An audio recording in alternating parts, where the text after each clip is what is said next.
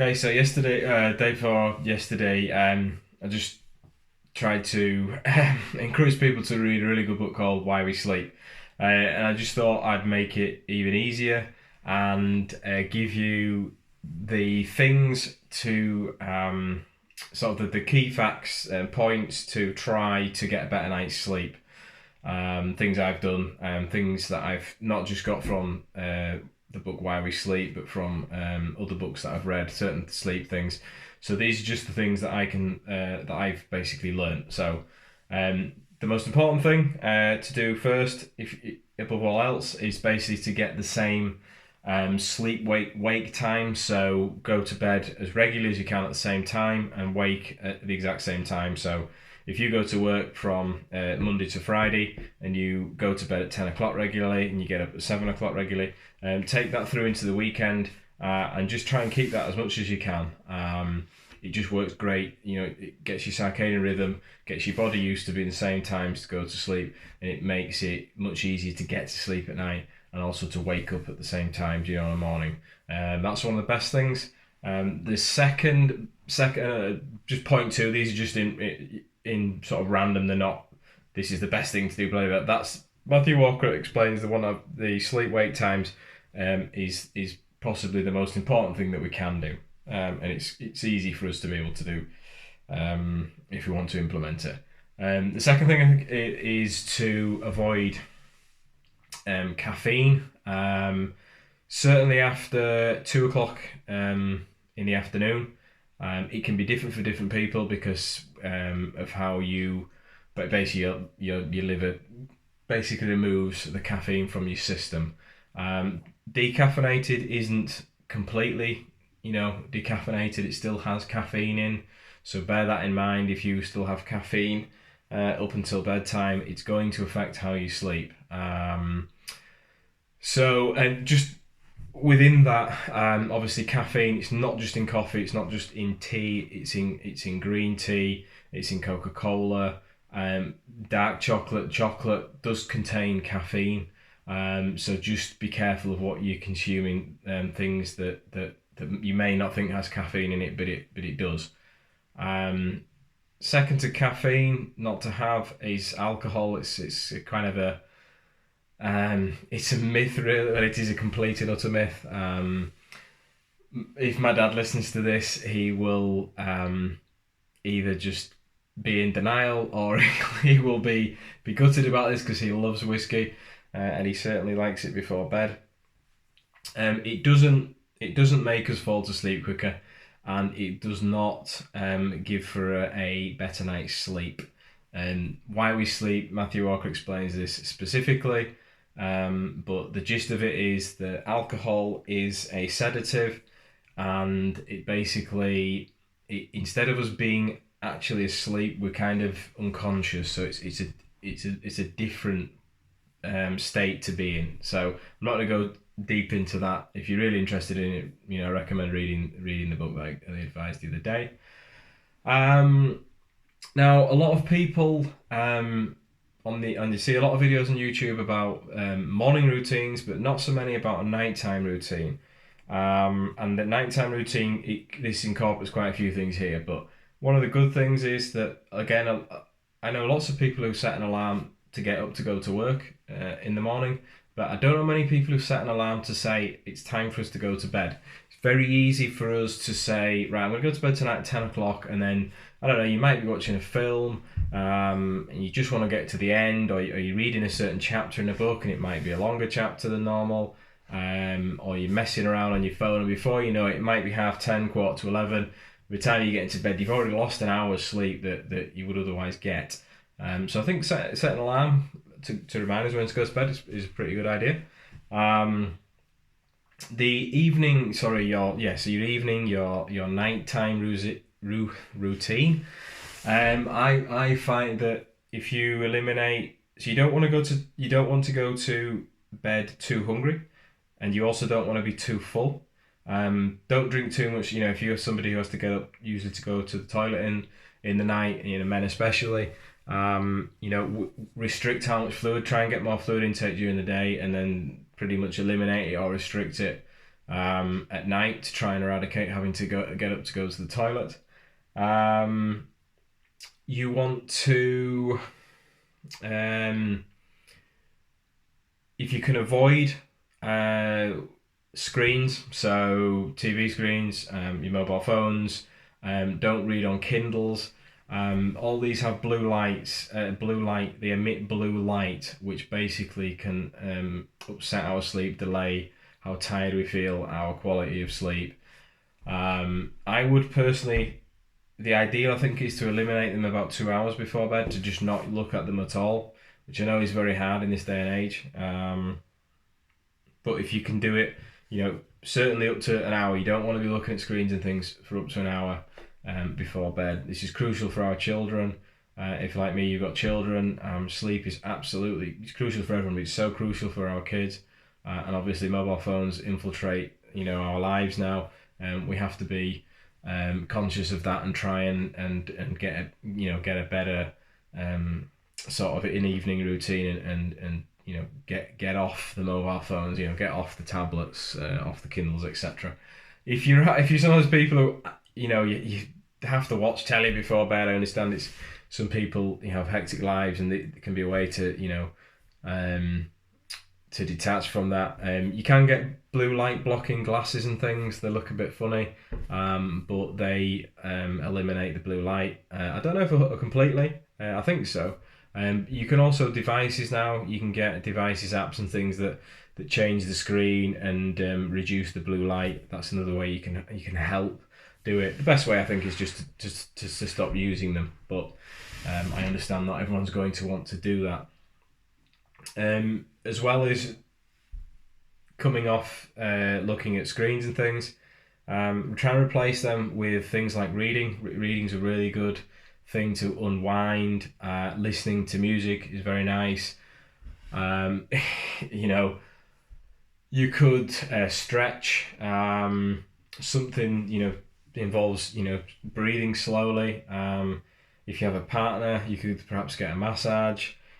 Give them a chance to get their hands on your body, and you can also have a hot bath. Nice warm, relaxing bath.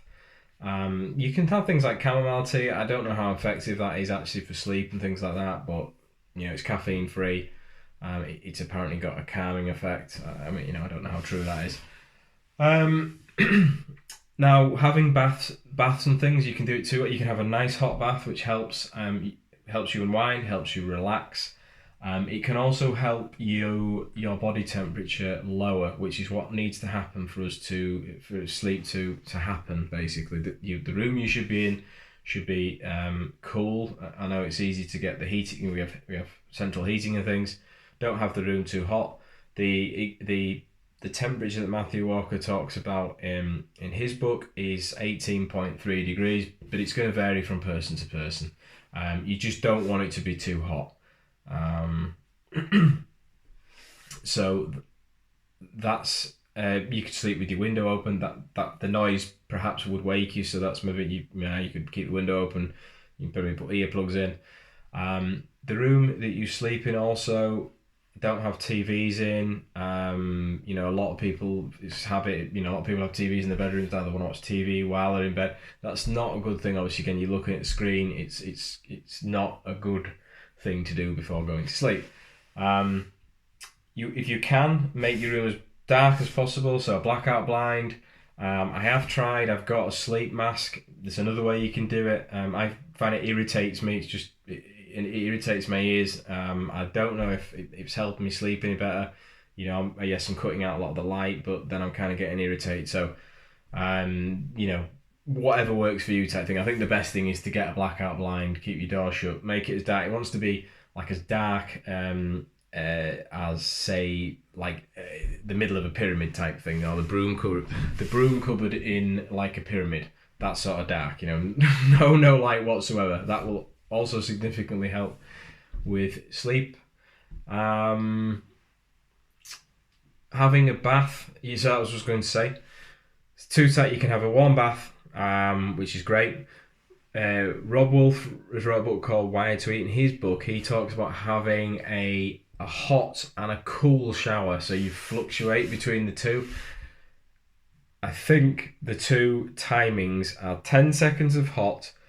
I think it's 30 seconds of cool, followed by a 10 seconds of hot, except, fluctuate it for 10 times. Have a shower, but just do that last. Again, he says that helps lower the body temperature, and he says he tends to find that if he's had a really hectic day and his mind is still in overdrive, he says it just helps calm that down. So that's just his anecdotal experience of that. Something that you could try. Also, in your bath, you can put in Epsom salts, so magnesium. Magnesium apparently helps sleep. Matthew Walker doesn't talk about this in his book, but you can, I say, get it absorbed through the skin via a bath, so you can kill two birds with one stone. Or you can buy a supplement. So you can buy magnesium citrate.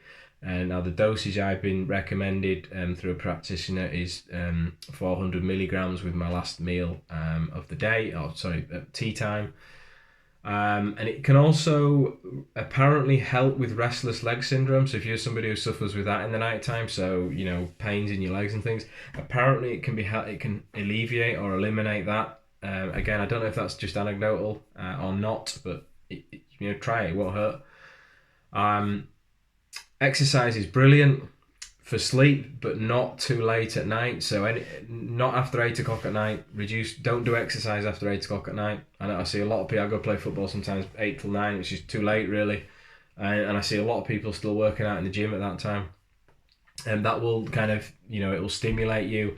It's not a good time for you to be getting ready. You should be unwinding at that time, not pumping iron and running and playing sports, etc. Like I say, I'm guilty of that time, just the times that we go once a week. If you like a nap, a lot of humans naturally have biphasic sleep, so they should naturally have 2 sleeps a day, so not just the one through the night. A lot of people will naturally want one in the day. Just don't have a 20-30 minute power nap after 3 o'clock, because that then will upset when you go to sleep. It will disrupt that. So that's another piece of advice. And we're about there, I think. Just about, yeah. If you are somebody who I tend to wake a lot in the night, but I go back to sleep. I'm not one of these ones who wakes up and is laid there for 2 hours. Thankfully, I'm lucky. But if you are, it's talked about. Don't lie in bed, sort of worrying about it, because that just makes it worse. The best piece of advice is apparently to get up. Don't turn the lights on. Just have a nice dim light and do something relaxing. Basically, read, iron, or whatever the heck it is. Don't obviously turn TV on until you start to feel tired again, and then go back to bed. And just keep doing that. I haven't got all the answers here. This isn't just going to cure everybody's sleep, because if it did, sleep wouldn't be a problem and people wouldn't have to write books about it, and they wouldn't still be doing research. But they are the things I can think of. One other thing actually as well is to not have a clock. Don't have a clock present in your room, or have it out of reach, because clock watching can also keep you awake and can make the anxiety worse. You've got your alarm set, say in the morning. Put your mobile phone on silent, but the alarm will still go off. Put it on the floor, at the other end of your bed, so when it goes off, you have to get out of bed, so you will get up, you won't snooze and things like that. Because snoozing actually isn't good for us, because when you actually get when you certainly if you're fast asleep and your alarm wakes you up, it will shock your system. Your heart will race. You don't want to repeat that, say 3, 4, 5 times. Giving your heart that shock. It's not very good for us. So that's all the points that I can think of, and then I've sort of studied and read about. Hopefully I've not missed any off of there. I hope that does help anybody who's struggling with their sleep, or somebody who wants to get better sleep. I mean, I taught this, but it is the first pillar of health for everything else to flourish. To build the immune system, to fight illnesses, etc., etc., etc. It really is a wonder. So if that's helped you, if that's great, and you've not heard any of these, or you've not tried any of these, then please give the video a thumbs up. Please subscribe to my channel if you find this useful. post a comment below if there's anything I've missed off here, anything you've tried that you find helps, or if any of these has helped. It'd be great to hear from somebody. So good luck with that.